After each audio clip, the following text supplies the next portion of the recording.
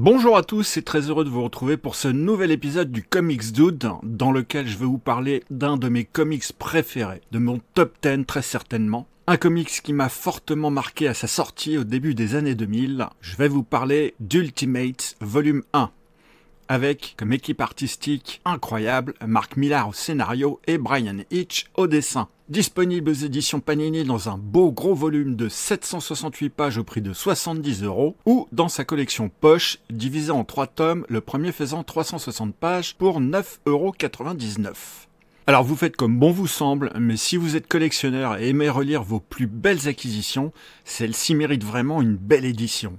Originalement sorti sous la forme de 13 floppy US, et oui, sous le titre original The Ultimates, je parle bien entendu uniquement du volume 1, et faisant partie de l'univers Ultimate, une ligne éditoriale lancée au début des années 2000 par Marvel pour moderniser ses héros, qui a commencé par le titre Ultimate Spider-Man. Je vous en ferai peut-être très certainement une vidéo prochainement. Ultimate est tout simplement une relecture des Avengers, mais dans un style beaucoup plus sombre, réaliste et politique. Les héros sont imparfaits, parfois violents, et reflètent les tensions du début des années 2000 dans un monde post-11 septembre. On ne présente plus Mark Millar, scénariste britannique absolument énorme qui a commencé sa carrière aux éditions 2000 AD avant de rejoindre la Maison des Idées en 2000 pour le lancement de l'univers Ultimates où il se voit confier Ultimate X-Men avant de prendre en main cette pure merveille. Bon, je dois quand même vous avouer qu'il m'a cependant laissé un goût amer en bouche dans son Ultimates Volume 2, qui, bien que cela soit encore une bombe, Monsieur Millar s'est permis d'insulter la France. Et oui, lors du combat final entre Captain America et l'alien Chitauri, une insulte visible uniquement dans sa version originale, puisque l'éditeur français fut une adaptation libre dans la traduction de cette phrase, histoire de ne pas risquer de vexer le lectorat français. Bryan Hitch apporte un style cinématographique, planches larges, visuels spectaculaires, cadrage digne de blockbusters hollywoodiens. Cette approche influencera directement le Marvel Cinematic Universe, le MCU, quelques années plus tard, notamment le premier film Avengers en 2012. Pour autant, ce comic book qui sort alors en France, à peine un mois après la parution US, souffre d'une publication irrégulière due à la lenteur légendaire de Bryan Hitch, que lui pardonne Marvel du fait de sa qualité artistique. Nous avons là la chance que la Maison des Idées décide de conserver un seul artiste sur tout le run et d'entrecouper cette histoire avec d'autres provenant d'équipes artistiques différentes, histoire de conserver un rythme de parution régulier. Durant la Deuxième Guerre mondiale, le sérum du super soldat transforme Steve Rogers en Captain America. Il disparaît malheureusement dans l'océan en Antarctique après avoir saboté un missile lancé vers les USA. On apprend au travers d'Ultimate Spider-Man et Ultimate X-Men que de grandes entreprises comme Oscorp, Roxxon Corporation et le projet Arme X se tirent la bourre pour être le premier à développer le nouveau sérum de super soldats.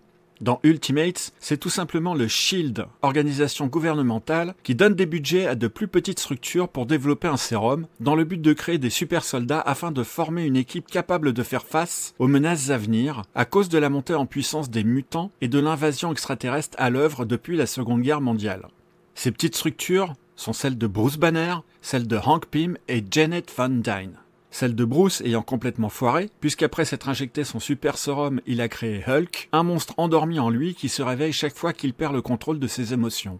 Ces deux entités étant déjà des unités du SHIELD, Nick Fury essaye de recruter Tony Stark et Thor. Ce dernier, hippie nordique, refuse catégoriquement de se rallier à cette cause, voyant le SHIELD avec le même regard que toutes ses autres compagnies avides de pouvoir.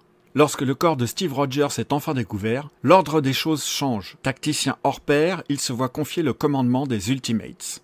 La première version de cette équipe est enfin au complet avec Giant Man, la Guêpe, Iron Man, Hulk et Captain America. Seulement voilà, le SHIELD coûte très cher aux contribuables et sans aucune vraie mission, conserver cette équipe reste compliqué. C'est alors que Bruce Banner, en pleine crise personnelle et amoureuse, décide d'arrêter son traitement qui permet de stabiliser ses marqueurs Hulk dans son organisme et dévaste Manhattan. Ses coéquipiers sont envoyés pour le maîtriser. La tâche se révélant plus ardue que prévu, Thor décide de se joindre à eux. Ils finiront par maîtriser Hulk et se verront acclamés par la population qui n'a aucune idée qu'il fait partie intégrante de l'équipe. Les Ultimates sont maintenant intégrés par les Américains. Si vous découvrez seulement cette BD, je me dois de vous replacer dans le contexte de l'époque, car c'est une période historique qui a marqué au fer rouge toute une génération. En tant que lecteur, au moment de sa sortie, le monde vient de changer radicalement, car nous sommes tout juste après les attentats du 11 septembre 2001 sur le World Trade Center. Vous pouvez demander à n'importe quelle personne qui était présent à l'époque, on se rappelle exactement où on était et ce qu'on faisait au moment où le deuxième avion a percuté en direct sur les télévisions du monde entier la deuxième tour. Le choc est mondial et le monde change radicalement après cela. Je me souviens également du choc lors de l'effondrement des deux tours. C'était pour moi inconcevable que ces gratte-ciels s'effondrent aussi proprement, si j'ose dire. Sans rentrer dans le sujet, les théories du complot affluent. Beaucoup de choses étranges évoluent autour de cette actualité. Et voilà que cette première aventure des Ultimates laisse au lectorat un arrière-goût d'attentat sous fausse bannière d'un complot gouvernemental. Seul un Anglais comme Mark Millar pouvait se permettre de pousser le bouchon aussi loin. Que la maison des idées ait laissé faire est tout juste incroyable. Bon, il faut dire qu'à l'époque, la direction de Marvel est dirigée par Bill Jemas. Et bien qu'il ne soit pas resté longtemps aux manettes de l'entreprise, il a réalisé plusieurs grandes prouesses qu'il est important de souligner. D'abord, tout l'univers Ultimate, et sachez qu'il est également le père fondateur du récit Wolverine Origins, qui a fait couler beaucoup d'encre en son temps, puisque les fans pensaient que de ne pas connaître les passés de Logan renforçait la mythologie autour du personnage. Ce fut pour autant un succès sans précédent. Dans Ultimate, il n'y a pas de héros. Cap est rigide, brutal, Hank Pym est violent avec Janet, Iron Man est cynique et égocentrique, toujours alcoolique, et Hulk est monstrueux et incontrôlable. L'accent est mis sur la politique, la célébrité et les médias. Les Ultimates sont autant une arme militaire qu'un produit de communication. Cette œuvre a eu une influence directe sur le MCU, Samuel L. Jackson comme Nick Fury, les Chitauri comme ennemis du film Avengers, le ton blockbuster réaliste. Elle reste cependant controversée car elle dépeint des héros brutaux et imparfaits, loin de l'idéal traditionnel. Personnellement, j'adore. C'est à mon avis un incontournable à avoir dans sa bibliothèque. Une œuvre magistrale, superbement bien écrite, merveilleusement mise en images et une belle édition que je possède à la fois en VO et en VF. Et voilà mon ressenti pour Ultimates.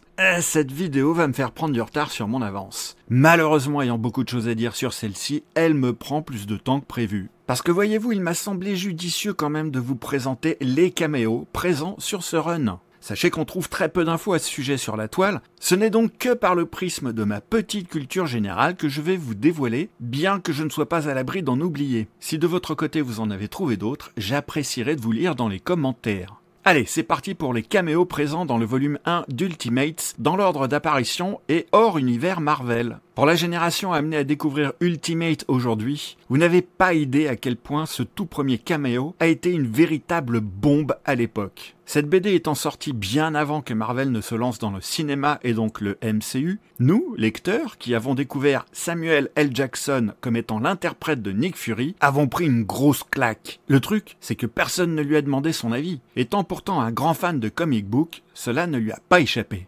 Quelques années plus tard, lorsque Mark Millar et Samuel Jackson se sont retrouvés sur le tournage de Kingsman, tiré de l'univers Millar World, Mark a présenté ses excuses. Mais Samuel Jackson lui a répondu qu'il le remerciait pour les contrats signés des 9 films Marvel. Ici, allez, dites-moi, vous avez tous reconnu Lois Lane, Clark Kent et Jimmy Olsen. Et là, George W. Bush, le 43e président des États-Unis, Ultimate étant sorti durant son premier mandat. Dans l'espace avec Tony Stark, Elizabeth Shannon, actrice qui joua dans American Pie, et le présentateur Larry King, ultra connu aux USA pour son talk show et ses innombrables interviews durant sa carrière. On a bien failli avoir le caméo de Freddie Prinze Jr., mais pour une raison inconnue, le choix délibéré de placer cette bulle de dialogue sur sa tronche doit avoir une signification qui m'échappe. J'ai beau avoir cherché, je n'ai rien trouvé sur le sujet. Freddie Prinze Jr. est un acteur qui a été révélé en 1990 au travers du film Souviens-toi l'été dernier. Si mon contenu vous a plu, soyez sympa et laissez-moi au moins un petit pouce. Ce n'est franchement pas grand chose pour vous, mais c'est une aide substantielle pour cette chaîne. Vous pouvez également me laisser un commentaire sur votre ressenti à la lecture de cette œuvre et vous abonner si ce n'est déjà fait en activant la petite cloche si vous aimez mon travail et que vous souhaitez rester informé lors de mes prochaines parutions. Et si l'envie vous prend, n'hésitez pas à partager la vidéo. Merci de m'avoir suivi et d'ici la prochaine, n'oubliez pas de prendre le temps de lire et de lire en prenant votre temps.